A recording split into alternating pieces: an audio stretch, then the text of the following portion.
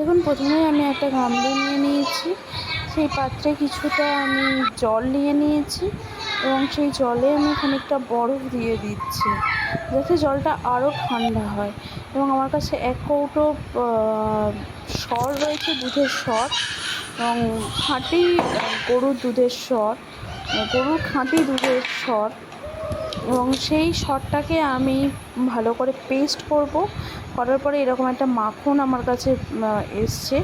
সেই মাখনটা আমি একটা পাত্রে আলাদা করে তুলে রাখছি এবং সেইটাকে আমি এবার কড়াই ঢেলে দিচ্ছি। গ্যাসের ফ্লেমটাকে আমাকে একদমই লো রাখতে হবে এবং এটাকে আমাকে মাঝে মাঝে একটু করে নেড়ে দিতে হবে। তাতে আমি 2টো বেলপাতা অ্যাড করছি যাতে এই ঘিয়ের স্মেলটা ভালো আসে এবং এটা ঘি তৈরি হচ্ছে এবং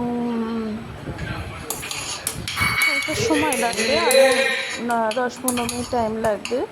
তার মধ্যে হয়ে যাবে, প্রায় হয়েই এসছে আমার ঘিটা। এবার পুরোপুরি ঘিটা রেডি। এবার গ্যাসের ফ্লেমটা বন্ধ করে দেবো এবং এটাকে ঠান্ডা হতে দেবো। এটা ঠান্ডা হলে আমি একটা